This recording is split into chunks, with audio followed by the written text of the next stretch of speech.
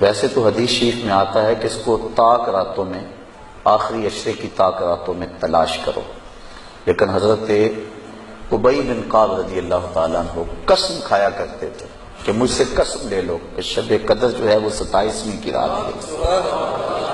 حضرت بایزید بسطامی فرماتے ہیں میں زندگی میں 2 مرتبہ شب قدر کو پایا ہے اور دونوں مرتبہ 27ویں شب کو ہی پایا ہے۔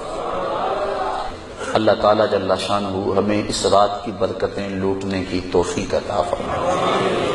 اس کی رحمتیں بازو پھیلائے آواز دیتی ہیں بندے کو کہ کوئی ہے بخشش مانگنے والا، کوئی ہے رزق مانگنے والا، کوئی ہے سوال کرنے والا، میں اس کی جھولیاں بھر دوں۔ ہم تو مائل بکرم ہیں، کوئی سائل ہی نہیں، راہ دکھلائیں کسے، کوئی راہ روے منزل ہی نہیں۔ صرف 4 اشخاص ہیں جو اس رات محروم رہتے ہیں۔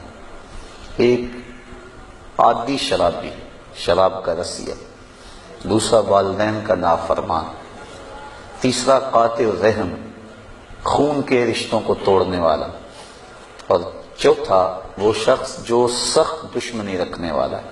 اور سخت دشمنی اس کو کہتے ہیں جو 3 دن سے زائد ہو، کیونکہ مومن جب ایک دوسرے سے ناراض ہو جاتے ہیں تو 3 دن سے زیادہ ناراض نہیں رہتے، تو جو 3 دن سے زیادہ ناراض ہیں ان کو سخت دشمنی رکھنے والا کہا جاتا ہے۔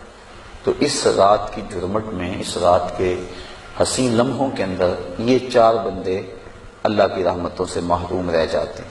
اگر توبہ کر لیں تو اللہ تعالیٰ جل شانہ اس رات کا حصہ ان کو بھی عطا فرما دے گا۔ اس کو توبہ و انابت کی رات بھی کہا جاتا ہے۔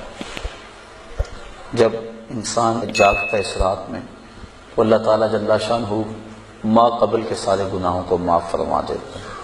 وہ فرمایا کہ من قام لیلۃ الصیام، لیلۃ القدر اس سے مراد ہے، ایمانا و احتسابا غفر لہ ما تقدم من ذنبہ، جس نے لیلۃ القدر کو قیام کیا اللہ تعالیٰ اس کے پچھلے سارے گناہوں کو معاف فرما دیتا۔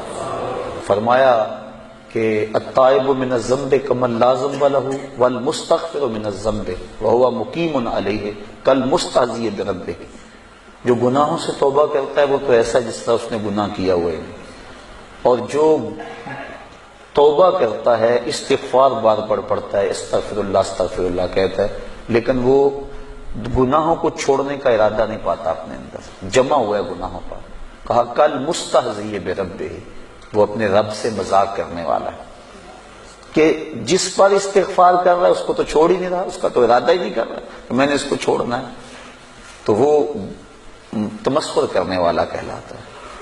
تو جو ہم دعا مانگتے ہیں، جو ہم کہتے ہیں، مانند اس کا استحضار ہونا چاہیے، اور جو ہم اللہ سے وعدہ کرتے ہیں اس وعدہ کو پورا کرنے کی کوشش کرنی چاہیے۔ انسان کے توبہ سے گناہ مٹ جاتے ہیں استغفار پڑھنے سے، عفو و کرم کا مطالبہ کرنے سے، اور اگر گناہ نہ بھی ہوں تو اللہ تعالیٰ درجے بلند فرما دیتا ہے۔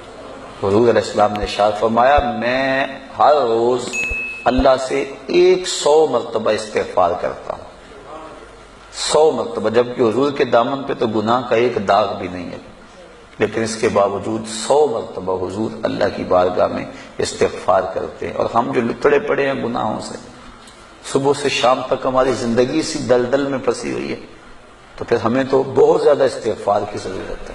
تو اللہ نے یہ مجھے اور آپ کو توفیق عطا فرمائی اور امت کو یہ مزاج عطا کر دیا کہ وہ جتنے مرضی گناہ گار ہوں شب قدر کو تو جاگنے کا معمول بن گیا ہے، اور کئیوں کو الحمدللہ توبہ بھی نصیب ہوتی ہے، پکی توبہ، کہ مختصر سی زندگی ہے، پتہ نہیں کب سانسوں کی مالا ٹوٹ جائے اور ہم موت کی آغوش میں چلے جائیں، پھر کوئی حجت باقی نہ رہے۔ مجھے اور آپ کو اپنی اصلاح کے لیے کوشش کرنی چاہیے۔